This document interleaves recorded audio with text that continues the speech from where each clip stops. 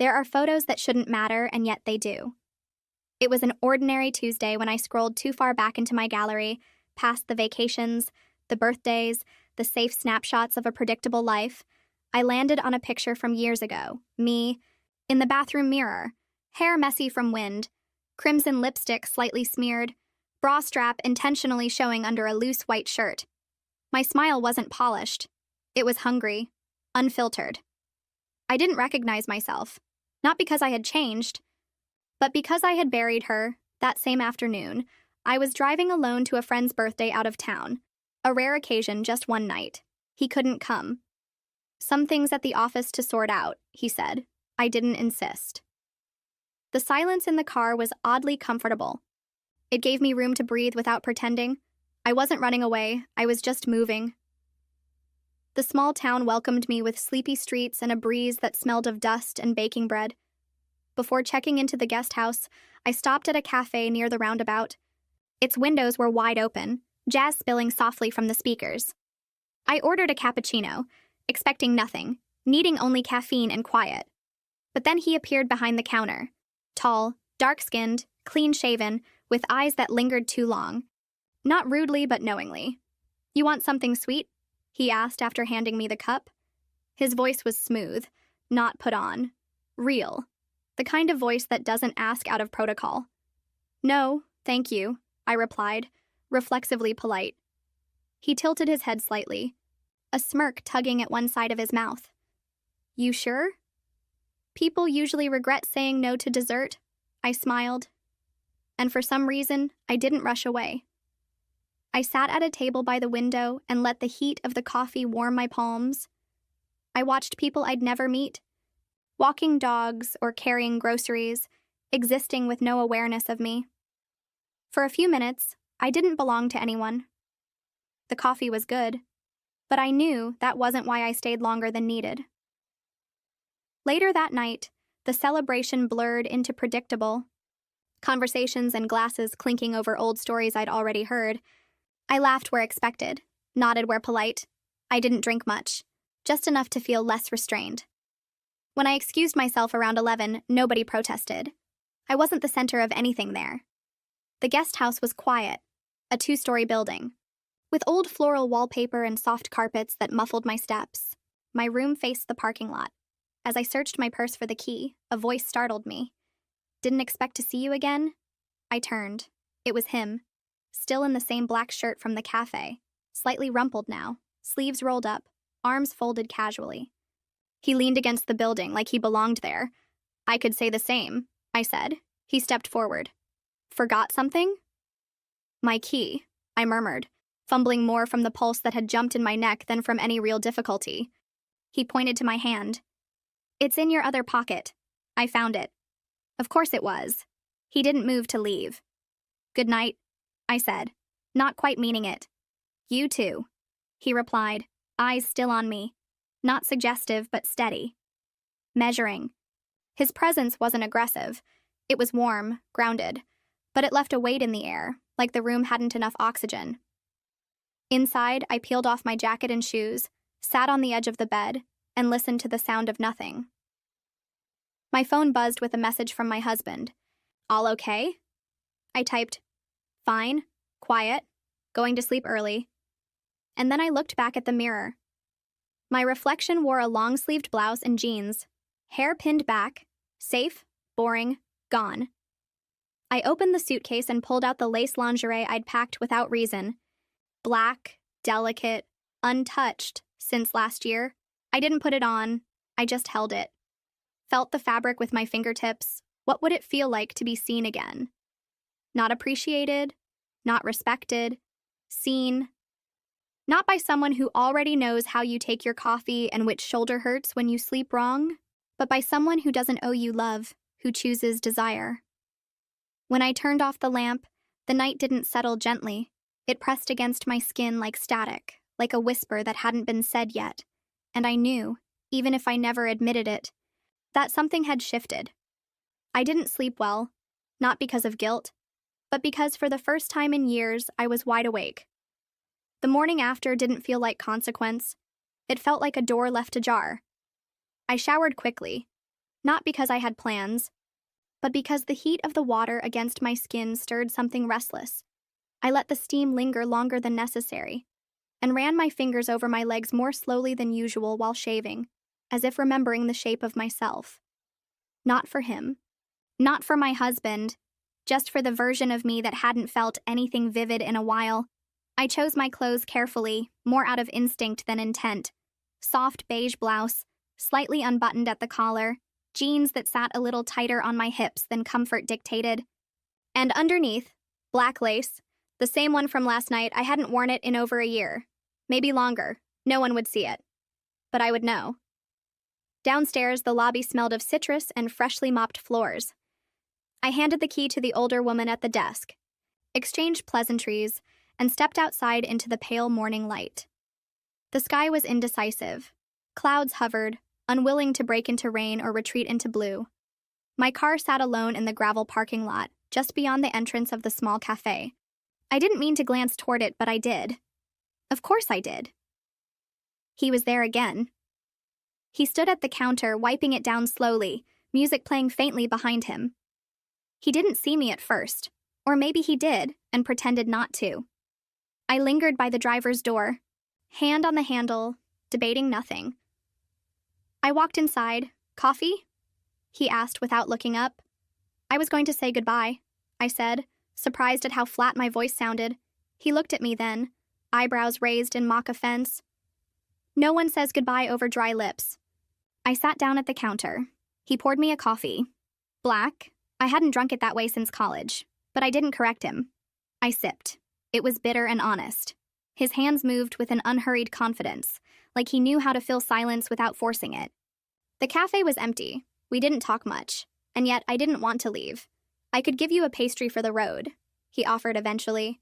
But you don't strike me as someone who eats sugar in the morning. I tilted my head. What do I strike you as? His smile didn't shift, but his eyes darkened. Someone who used to? The line hit something soft inside my ribs. I could have laughed, rolled my eyes, told him he didn't know me, but he wasn't wrong. I had been that woman once. I had licked sugar off her fingers without thinking who was watching. Now I barely touched desserts at all. It began to rain, slow. Deliberate drops against the windows like fingers drumming on glass. I hesitated before walking back to the car. He walked me out without asking. The parking lot was empty. My car door creaked open as I slid in. The air inside was stale. The seat cold. I turned the key, but the engine stalled. A soft, pitiful sputter. He was still there. I sighed, stepped out again, and checked under the hood. I knew nothing about engines, just shapes and wires and steam that shouldn't be there. He joined me, arms folded, dead battery, he guessed. Maybe you left the lights on. Maybe I forgot how to exist properly, I muttered. He smirked and leaned into the car. I'll give you a jump. Minutes later, cables ran between our vehicles like veins. We stood close, too close, but not touching. He handed me the keys again. Try it now. The car groaned, then purred to life. A small victory. I should have said thank you, started driving, left the town behind like a dream. Instead, I sat there, staring at the wheel. You okay? He asked, leaning in through. The window, I nodded, but didn't start driving. Can I drop you somewhere? He paused. You offering because you feel bad or because you don't want to leave yet? I didn't answer. He took it as the latter. He got in, and I pulled out of the lot. The rain tapped softly against the roof as we drove in silence. His hand rested loosely on his knee. I kept my eyes on the road, but I could feel the way his body turned slightly toward me, relaxed, open, curious. My heart beat harder than the moment warranted. Do you always pick up strangers? He asked eventually. No. Do you always get into cars with women who won't look at you? He chuckled, low and real. Only the interesting ones. We parked by the edge of a wooded trail, a place he said he liked to walk after shifts. I didn't join him, but I didn't leave either. He leaned over suddenly, not hurried but deliberately. His hand didn't touch mine. He placed it near my wrist, close enough to feel the heat, far enough to let me say no. I didn't. You don't owe anyone anything right now, he said. It wasn't a seduction. It was a permission. Then he kissed me, not with hunger, but with certainty. His lips were warm, patient, not demanding. He didn't press further. He let the kiss speak for itself, and it said everything I had tried not to admit. My hand stayed on the steering wheel. My mouth answered his like a question I'd already asked in my dreams. And when he pulled back, I didn't chase the contact, but I missed it immediately. He got out without another word and walked toward the trees. I sat there long after the rain stopped, the engine still running. My hands didn't shake, my chest didn't ache, but somewhere in my stomach, something curled. Not regret. Not shame. Hunger. I didn't go home right away. The highway stretched before me like an invitation I hadn't requested. My hands gripped the wheel harder than they needed to, but I couldn't ease up. The air inside the car was thick with something I didn't have a name for, something that pressed against my chest like a question I didn't want to answer. I kept driving, not because I was lost, but because I didn't want to arrive. When I finally pulled into the driveway, the sun had already begun its descent. The windows of our house glowed with that soft, forgiving light that makes everything seem more beautiful than it is. For a moment, I stayed inside the car, watching the curtains flutter slightly in the breeze from an open window upstairs. Home, familiar, clean, but not safe. At least not for what I had brought back with me. Inside, he was in the kitchen, chopping something on the cutting board with precision, as always. He looked up, smiled the way he always did when he saw me. Warm, predictable, practiced. "You're home early," he said. "I thought you'd stay another day." I hung my coat, nodded. My words felt far away, like they belonged to someone else, just felt like coming back. He leaned over the counter and kissed my forehead. It was a gentle touch, one I'd appreciated 100 times before. But today it felt like a reminder that what we had was constructed brick by brick. Steady, durable, and entirely without fire, I went upstairs and stood in front of the mirror. My blouse was wrinkled, my lipstick faint. My hair had lost its shape hours ago. I looked like a woman returning from a weekend with friends. No one would guess there was something else beneath the surface. No one except me. Later that night, while he slept beside me, I lay awake, staring at the ceiling. His breathing was slow, even. One arm was draped across his chest, the other by his side. He had always slept that way, ordered, contained. I studied. His profile, the familiar curve of his nose, the way his jaw clenched slightly even in rest. He was a good man, a kind man, but I couldn't remember the last time I had felt his touch and wanted it, not out of obligation, not out of habit, but out of need. The next morning, I chose my clothes carefully again, not flashy, not inappropriate, but deliberate. A fitted shirt with a low neckline, black trousers that clung to my hips. Underneath, a wine-colored lace set I hadn't worn in months. I didn't. Know what I was dressing for? Maybe no one. Maybe just for the feeling of it. While he sat at the table, scrolling through news on his tablet, I sipped coffee and watched him from across the room. His forehead creased slightly as he read something. Aloud, I nodded, but the words didn't register. I was too focused on the movement of his hands, the way they gripped the mug. Efficient, firm, steady. Not once did he look at me the way that man had. Not once did his gaze drop to my collarbone, or linger on the way my hair curved around my ear. He loved me, I knew that. But he didn't see me. That afternoon, I told him I had a meeting near the city. He offered to drive, but I declined. I needed to go alone. I didn't have a meeting, I had a destination. The cafe was half full when I arrived. It was a weekday, late afternoon. Most of the tables were occupied by students or couples absorbed in their phones. I stood near the door longer than I needed to, scanning. And then I saw him. At the far end, wiping a table, sleeves rolled to his elbows, neck bent slightly, focused. He didn't see me until I was only a few feet away. When he looked up, there was no surprise. Just something unreadable, almost calm. I ordered a drink without preamble and took a seat by the window. When he brought it over, he placed the cup down slowly, fingers brushing the edge of the saucer. He didn't say anything, neither did I. I stayed for over an hour. We didn't talk, but we didn't avoid each other either.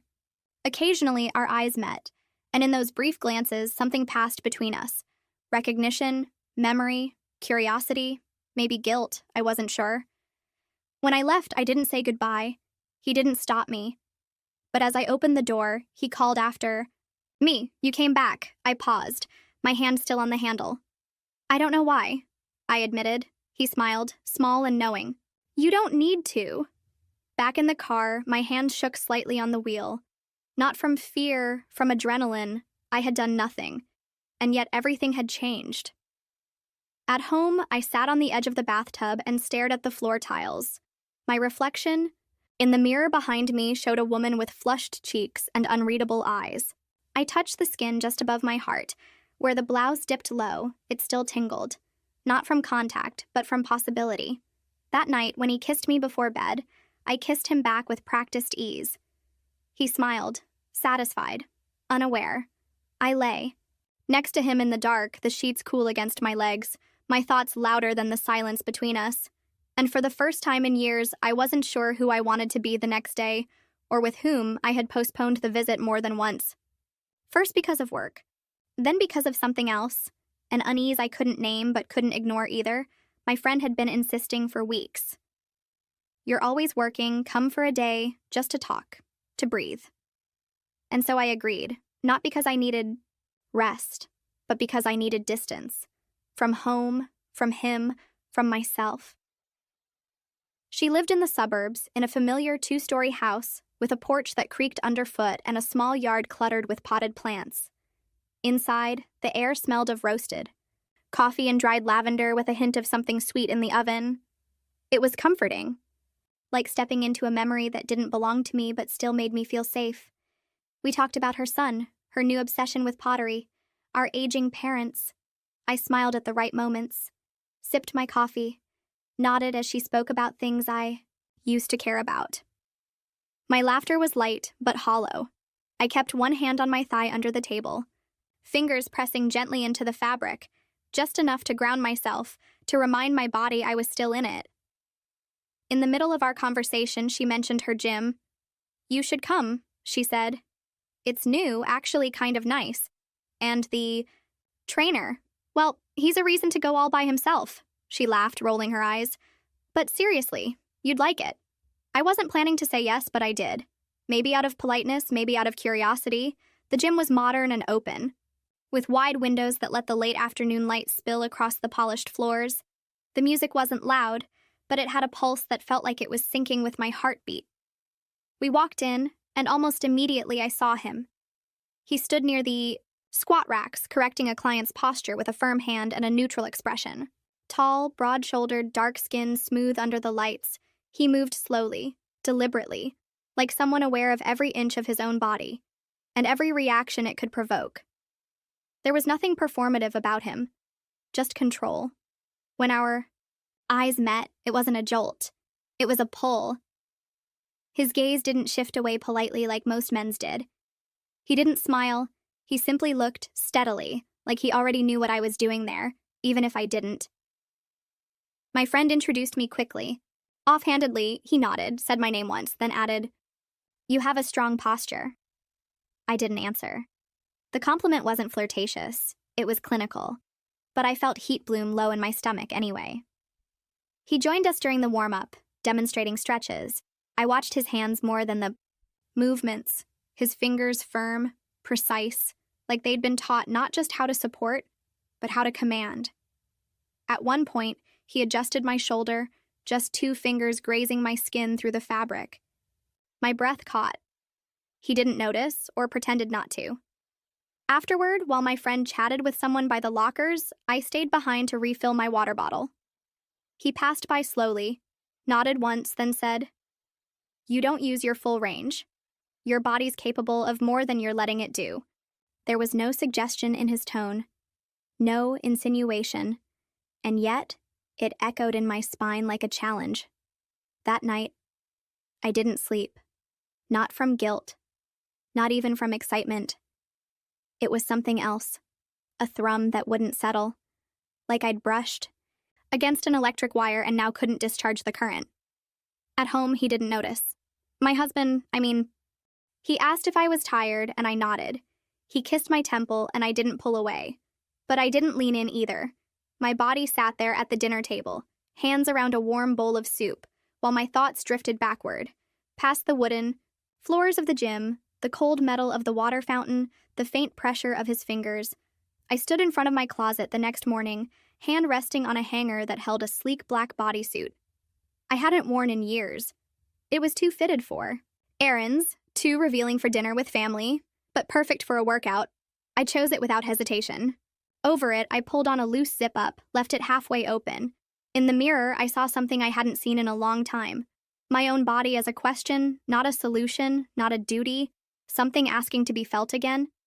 I texted my friend, "Do you want to go to the gym again this week?" She replied almost immediately, "Thursday?" I typed yes, but didn't hit send. Instead, I opened a blank message to an unsaved number. His number, I still had it from the gym sign-up form. My thumb hovered over the screen. I didn't write anything. I just stared at the blinking cursor, like it could tell me who I was becoming. I didn't go to the gym with my friend that Thursday. I went alone the day before. The decision felt spontaneous, but it wasn't. I'd been circling around it for days, mentally rehearsing what I would wear, what I would say if he asked why I came without her. But when I walked into the gym, he didn't ask anything. He just looked at me, slow and steady, then nodded once and returned to his clipboard. I tried to ignore the way my pulse quickened. The bodysuit I wore clung to me with the familiarity of something intimate. Over it, a loose hoodie, just enough to pretend I wasn't deliberately exposing myself. Underneath, I wore a soft red lace bra. I didn't need support. I needed to feel like I had a secret. A layer of seduction no one could see but me. He didn't approach me until I was halfway through my stretching.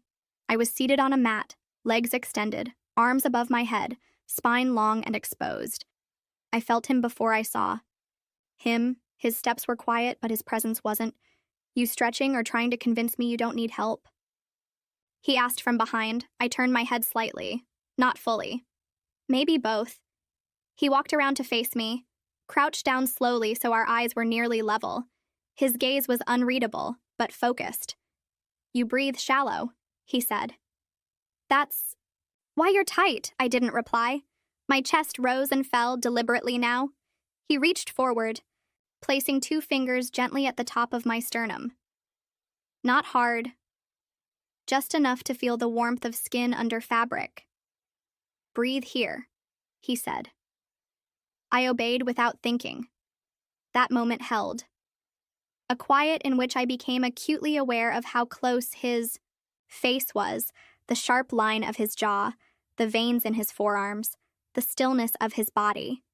Like he was always one breath away from motion, but never rushed into it.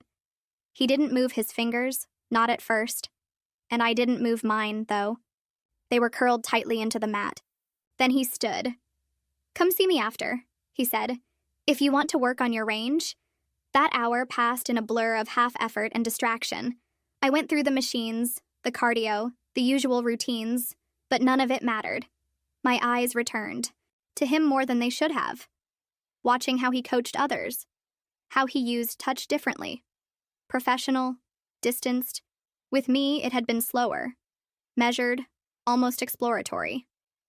Afterward, I showered briefly and changed into fresh clothes, tight-fitting black pants and a button-down that clung at the waist. I didn't dry my hair completely. I didn't want to look like I tried too hard, but my skin was flushed, alive. He waited, by the stretching zone, towel around his neck, arms folded.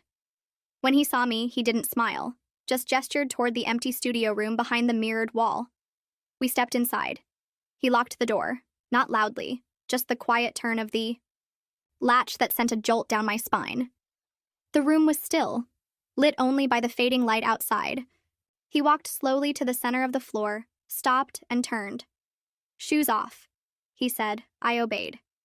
He asked me to kneel, then slowly rise into a standing stretch. His hands guided my movements, not intrusive, but certain. Each adjustment a study in restraint. His fingers at my hip, his palm on my lower back. I followed every cue without words. Something between us had shifted from suggestion to inevitability. At one point, his chest was close to my back, his voice low near my ear. "You've been holding tension here," he murmured, placing his hand at the base of my spine. I didn't trust my voice, so I didn't answer. Then he moved, slowly, deliberately, and faced me. His hand lifted, brushed a strand of damp hair from my cheek, and then he kissed me. It wasn't exploratory. It wasn't tentative. His lips found mine with calm force, like he had been mapping the route in his mind and finally followed through. My hands clung to his shirt, fingers tightening reflexively as he deepened the contact. There was no struggle for control, only surrender. It didn't last long. It didn't need to. When he pulled away, his breathing was even. Mine wasn't. He didn't speak, neither did I. I gathered my things with trembling hands and stepped out into the hallway, shoes untied, lips still tingling. I passed other clients, other trainers. No one looked. No one noticed. Outside, the air was cooler. The sun had dipped lower. I walked to the car slowly, as if my body didn't belong entirely to me yet. At home, my husband was in the kitchen, plating dinner. He looked up, smiling. "You're glowing," he said. "Workout went well?" I nodded. "Yeah, pushed myself today." He handed me a glass of wine. His fingers brushed mine. They were warm, familiar, but something in me recoiled, not outwardly, just deep beneath the surface. We ate in silence. He asked about work, the neighbor's dog, our summer plans. I responded when needed. I played the part I knew too well.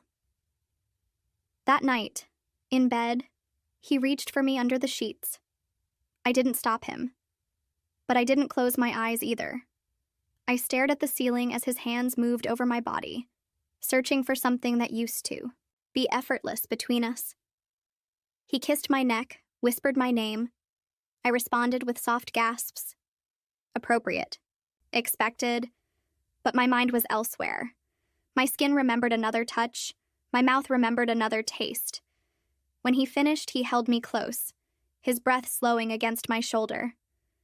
"I missed this," he whispered. I didn't reply. I lay awake, for hours, staring into the dark, listening to the sound of his breath. And all I could think was, I want more. The days that followed settled into a strange rhythm. Outwardly, everything continued as it should. I worked, cooked, answered emails, texted friends back. At night, I lay next to the man I had shared a life with for over a decade, wrapped in the same sheets, breathing the same air. But something inside me had been rearranged, quietly, permanently. The second kiss hadn't been a mistake, nor a fantasy. It had been chosen. By my body, by my silence, by the way I had undressed so slowly in the locker room after it happened. Not from shame, from something else. Hunger, maybe, or clarity. And yet, I told no one, not my friend, not the man from the cafe, who hadn't messaged again, though I thought of him in passing. Not the trainer, who said nothing the next time I walked into the gym, though his hand lingered half a second longer when he adjusted the angle of my elbow. No one asked. And I offered nothing. Silence has its own kind of power when you know exactly what you're not saying. At home, I began to notice things I used to tune out. The sound of the fridge humming at night. The uneven way my husband folded laundry. Sleeves never matched. The fact that he never commented on what I wore anymore. I'd stand in the hallway mirror before leaving for errands or the gym, subtly adjusting the angle of my blouse, the tuck of fabric around my waist. Not once did he glance up to say, "You look good today." Maybe because he assumed I already knew. Maybe because he'd stopped seeing me that way altogether. He was kind. Still, he brought me coffee in the morning, placed his hand lightly at the small of my back when we passed each other in the kitchen, asked how I slept. But there was a distance in his touch now that felt less like routine and more like resignation, as if both of us were pretending the center hadn't shifted. One evening, he suggested a weekend away, just the two of us. A short trip, somewhere by the coast, he said, with clean sheets and sea air. A way to reset, though he didn't use that word. I agreed before I understood. Why I was hesitating, are you sure? He asked. I smiled. Of course, it sounds perfect. That night, I opened a blank document on my laptop and began to write a letter. Not to anyone, not to be sent, just to clear space inside my head. I don't know what I'm looking for, but I know this isn't it. I know how I'm supposed to feel when he touches me. And I know the absence too well now. It isn't about passion or betrayal. It's about something I haven't let myself want in years. I stopped, deleted the last sentence, closed the laptop. The next morning, I returned to the gym, not because I wanted to see him, but because I wanted to feel that hum beneath my skin again. The anticipation, the nearness of something that made me aware of myself. He was there. Of course he was. Dressed in black, clipboard in hand, posture loose but alert. I walked past him without speaking, pretending to focus on the machines. But I felt his eyes move with me. Not possessive, not romantic, just aware. I took my time. I let my body stretch longer than usual. Every movement deliberate. Not for him, not exactly, but not for him either. After my workout, I showered quickly and dressed in a plain white tee and soft denim jeans. No makeup, hair still damp, as I stepped outside into the crisp evening air. I saw him near the bike rack. Alone, leaning against the rail, drinking water. He saw me, nodded once, no smile. I wasn't sure you'd come back, he said. I shrugged. I didn't come for anything in particular. Good, he replied. That's usually when the real things happen. He didn't ask to see me again. He didn't lean in or touch my arm. There was nothing overt, but something passed between us, mutual understanding, tension held in place like a stretched wire. I walked to my car, keys clenched in one hand. I didn't look back.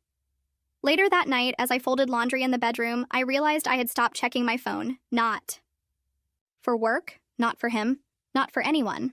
I didn't want distractions. I didn't want fantasy. I wanted to feel something real. The next day, I skipped the gym. Instead, I walked the city on my own. No errands, no plan, just aimless movement. I passed storefronts, breathed in exhaust and bread and spring rain. I stopped in front of a gallery I used to visit years ago, small, tucked between a florist and a bakery. The lights inside were warm, the windows fogged faintly from the humidity. I stepped in without thinking. Paintings lined the walls, some abstract, some filled with the kind of silence only oil on canvas can hold. One piece stopped me, a portrait of a woman seated at a table, one hand reaching for a glass of wine, the other resting on her thigh. Her face was turned just enough to reveal the tension in her neck, as if she were waiting for someone who might not come. I stood there for a long time. The attendant didn't speak to me. No one did. I liked that. On the way home, I took the long route, a detour through the part of town where nothing was familiar. I rolled the windows down, let the cold air bite at my cheeks. I wasn't trying to disappear, just trying to hear my own thoughts without interruption. At home, the lights were off. My husband had left a note on the counter. He'd gone to a late meeting, wouldn't be back before 10. I stood in the kitchen, barefoot. Holding the edge of the marble counter, I felt the house breathing around me, walls soaked in memories, corners full of comfort. I didn't hate this life, but I couldn't shake the feeling that I'd grown too small inside it. I picked up my phone and opened a message thread, empty, still unsent. I typed, "I saw you today. You didn't ask, but I wished you had." Then I erased it. Then I typed, "Do you ever think about that kiss?" Then I erased that too. I stared at the screen, blank again. Then I locked the phone, set it face down, and walked upstairs. The hunger was still there, but I was beginning to understand it wasn't about him. It was about me. The first thing I noticed when I woke up was the silence. Not the absence of noise, but the kind of silence that fills the space when something has shifted. A curtain pulled back, a breath held. I sat on the edge of the bed, feet cold against the wooden floor, listening for signs of life in the house.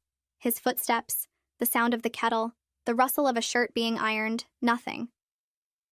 I walked down the stairs slowly, half expecting him to be standing there with his usual mug of coffee. That unreadable smile he reserved for moments when something in me was distant. Instead, the kitchen was untouched. No used cup, no crumbs, no signs of breakfast.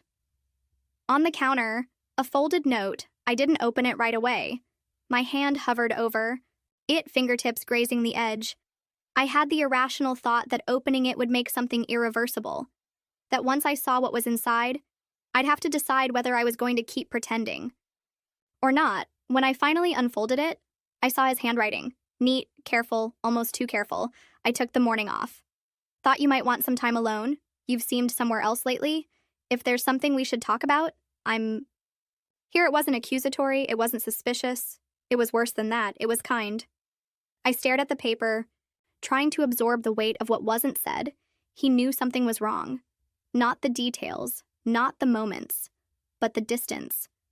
And he was trying to reach across it with soft hands. But I couldn't meet him there. Not yet. I spent the morning.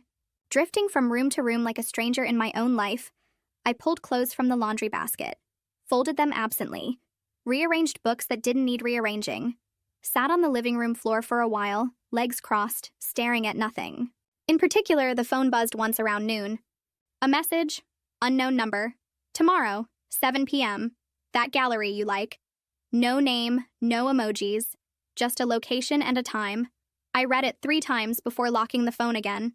My hands trembled slightly, not from fear, but anticipation. Not because I didn't know what I wanted, but because I did. That night, I didn't sleep beside him. I lay beside him. Yes, but I wasn't there. My body curled slightly away, and though his hand brushed mine once in the dark, I didn't respond. He didn't try again. Maybe he didn't want to wake me. Or maybe he didn't want to wake whatever had settled between us. In the morning, we exchanged words like currency. How did you sleep? Fine. Need anything from the store? No, I'm good. He kissed my cheek before leaving for work.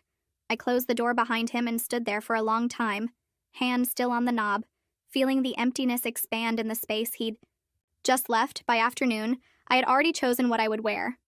The dress was simple, navy, with a cut that hugged my waist and opened just enough at the collarbone to hint, but not shout. I wore flats, no lipstick, just a soft brush of blush and a thin line of mascara. I left my hair down, natural, touchable, underneath. The same red lace. It wasn't about seduction. It was about remembering who I could be when no one was looking. I arrived at the gallery. Just before 7, the lights were warm inside, soft jazz playing low through hidden speakers. I stepped through the door and let it close behind me. He was already there. Standing by a piece in the back, an abstract painting in muted earth tones textured like sand and ash. He turned when he heard my steps. No smile, just that same steady look, like nothing needed to be said out loud. We didn't touch. We didn't greet each other like old lovers or strangers. We stood side by side, gazing at the painting, letting the silence fill the space between us. He spoke first. You look different today. Do I? Yes. He didn't elaborate. I didn't ask him to. We moved slowly through the gallery, pausing at pieces without discussing them. Occasionally, our arms brushed, and the heat from those brief contacts spread through me like static. I wasn't nervous. I wasn't embarrassed. I was entirely present. After nearly an hour, we stopped by the same portrait I had stood before days earlier. The woman at the table, her body turned just enough to betray longing. She's waiting, I said. She knows he's not coming, he replied. I turned to him, eyebrows raised. But she hasn't left the table, I said. He looked at me then. Really looked. As if that single sentence had confirmed everything he suspected about me. Not just where I was, but who I was, beneath the choices I hadn't yet made. He stepped slightly closer. I can't give you a life, he said. I didn't ask for one. His hand brushed mine, barely there. We left through the back. No one noticed. The street outside was quiet, lights glowing amber along the sidewalk. He didn't ask if I wanted to go somewhere. He didn't offer to take me home. He walked me to my car and opened the door. Before I stepped in, I turned to face him. Our bodies close, not touching. His voice was low. You're not done choosing. I know. I got into the car, drove off without looking back, and still, the feeling followed me home. Not guilt. Not shame, certainty, the kind that comes just before everything changes. The certainty didn't fade. If anything, it crystallized the moment I walked through the front door and was met by the smell of rosemary and something slowly roasting in. The lights in the hallway were dimmed, the table set, 2 plates, 2 glasses, a bottle of wine unopened in the center. My heart dropped in that quiet, not from fear, but from the realization that he had tried. He had tried in the way men do, when they sense something slipping but don't have the language to hold it. Not accusations, not demands, just gestures. The food, the wine, the music playing low in the background.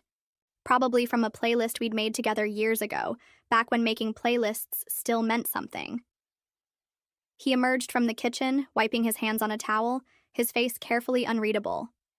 "You're late," he said softly. "I know. Everything okay?" "Yes," I lied. He didn't press, just nodded toward the table. "Sit, eat. I made your favorite." I sat, I ate, I smiled where necessary. We talked about things that didn't matter. His work, a neighbor who'd sold their house, a news story about travel restrictions. I laughed once, even, and all the while my skin felt tight. Not with guilt, with confinement, as if the walls of the home we'd built were no longer shelter, but something smaller, suffocating. When dinner ended, he cleared the plates. I poured us each a glass of wine and met him on the couch. He sat beside me, close but not touching, his fingers drumming lightly on the armrest between us. I watched his profile, the way his jaw tensed when he was thinking too hard. The furrow between his brows deepened. Then he turned to me. "You've been different lately." I didn't answer. His voice was even, deliberate, not cold, just elsewhere. I wanted to deny it. I wanted to tell him he was imagining things. But I couldn't. Not because I didn't care, but because pretending would be worse than silence. He exhaled slowly, then reached for my hand. "I don't need to know everything. Just don't shut me out." I looked down at our hands. His fingers still strong, warm, familiar. But it was the familiarity that startled me. It was no longer a comfort. It was a memory I couldn't live inside anymore. That night we slept like we always did, side by side, separate. His breathing settled into its usual rhythm within minutes. I lay awake for hours, staring at the ceiling, heart racing with the weight of a choice that had already been made, even if I hadn't voiced it. Yet the next morning I left early. I told him I had errands. But I didn't go to the store. I didn't go to work. I drove instead to a park on the edge of the city, a place I hadn't been in years. It was mostly empty. Just a few joggers, a woman with a stroller, an old man feeding birds from a torn paper bag. I sat on a bench and watched the lake. The wind stirred the water gently, ripples forming and breaking in patterns that never repeated. I stared until my eyes blurred. I didn't cry. I didn't move. My phone buzzed. It was him, not. "My husband tonight, same place, no question mark, no hesitation." For a moment, I hated him for his confidence, for assuming I would come. And then I hated myself for knowing I would. The day passed in fragments. I tried to lose myself in tasks, laundry, emails, cooking, but everything felt hollow. Every time I looked at the clock, the numbers pulled me closer to evening. At 6, I changed, not into anything overt. A long coat over a fitted sweater, dark jeans, boots, hair loose again, no perfume, just a hint of moisturizer on my neck. The kind you only notice if you're close enough to deserve it. When I arrived at the gallery, the lights were already off. Only a sliver of light bled through the back entrance. The door opened before I could knock. He stepped aside wordlessly, letting me in. The space was quiet. Still, the walls lined with familiar images, though I couldn't focus on any of them. We didn't speak. He took my coat, hung it carefully. Then, with no ceremony, no performance, he walked to me, slow, deliberate, and brushed a strand of hair from my cheek. His fingers paused, just long enough for me to lean in, and I did. The kiss this time wasn't exploratory. It was inevitable. My hands clung to his shoulders, desperate and sure. His arms closed around my waist with the kind of pressure that didn't ask for permission. It confirmed something already agreed upon in silence. His mouth moved over mine in waves. Slow, then hungry, then slow again. His breath on my throat. His hands at the small of my back. Every inch of contact burned away hesitation. We broke apart once just to breathe. He looked at me then, not possessively, not even with desire, but with a kind of reverence, as if I had become something he never thought he'd touch again. "I knew you'd come," he said quietly, and I hated how right he was. I left after an hour, maybe more. Time had lost its meaning in that space. Driving home, I kept one hand on the wheel, the other pressed to my lips, still swollen, still remembering. When I entered the house, it was quiet. No dinner waiting, no wine, just the faint light from the hallway and a note on the stairs. "Had to stay late. Don't wait up." I stood there for a long time, note in hand, the weight of the evening still clinging to my skin. Upstairs, I undressed slowly, not from shame, but from the knowledge that I could no longer pretend to be one version of myself while secretly becoming another. Something had crossed over, and I didn't want to go back. The first lie is always the hardest. After that, it becomes choreography. You learn when to speak, how much to say. You smile at the right times. You nod through conversations. You touch his arm when he hands you your coffee. You laugh. You sit through dinner. You perform intimacy. Not because you're cruel, but because you're tired. Tired of explaining a hunger you can't name. Tired of pretending you don't feel it burning just under the surface, asking to be seen, touched, known again. But lies are greedy. They multiply. They spread. And eventually, they crack. It happened on a Sunday. Quiet, ordinary, the kind of day that doesn't warn you. We were in the kitchen, side by side. He was chopping vegetables. I was rinsing fruit. The radio was playing something soft. There was no tension in the air, no confrontation, just silence. One that had grown too heavy to ignore. I reached into the cupboard to grab a glass, and he suddenly said my name. Not loudly, not angrily, just firmly, like he'd been holding it. I know, he said. I froze. He didn't turn to look at me, just kept slicing, one piece after the next. Like the rhythm of the knife gave him courage. I don't know who, or when, or how, but I know. My throat went dry. My fingers tightened around the glass, not enough to shatter it, just enough to remember it could. The silence between us wasn't shocked, it wasn't dramatic, it was old, familiar, like he'd known for a long time, but had finally run out of space to store the knowing. I didn't answer. What could I say? He set the knife down, slowly, then leaned on the counter, hands flat against the granite. I kept thinking it would pass, that whatever you were going through, you'd come back. His voice didn't break, but his eyes did. And now I think, maybe, you don't want to. It wasn't an accusation. It was grief. I stood there, guilt pouring through me like ice. But beneath it, almost shamefully, was something else. Relief. Not because I had hurt him, but because the pretending was done. I walked upstairs without a word. He didn't follow. That night, I didn't sleep in our bed. I lay on the couch, curled under a blanket that didn't smell like him. I stared at the ceiling, heart pounding, mind quiet. For the first time in months, the war inside me had stopped. The damage was real. The wreckage, visible. There was nothing left to protect. In the morning, I packed a bag. Not much, just enough to say this wasn't impulsive. That I had thought about it. That I wasn't leaving in anger or fear. I was leaving because staying would be a worse betrayal than what I'd already done. I left a note, not an apology, just the truth. Finally written down. You were never cruel. You were never cold. You were never absent, but I disappeared long before I crossed any lines. And I'm sorry it took me this long to say it out loud. I didn't leave town. I didn't run. I moved into a small apartment on the edge of the city, above a bookstore, with creaky floors and a window that let in too much noise at night. I didn't tell anyone, not even him, especially not him. He tried to contact me. Once a short message. Are you okay? I didn't reply Because it wasn't about him anymore, it took weeks to settle into the new rhythm. At first, I waited for something dramatic. Tears, guilt, confrontation, but none came. Only silence. And in that silence, I began to breathe. Again, I visited the gallery often, not because I hoped he'd be there, but because the paintings no longer asked anything of me. They just were. And I could be too.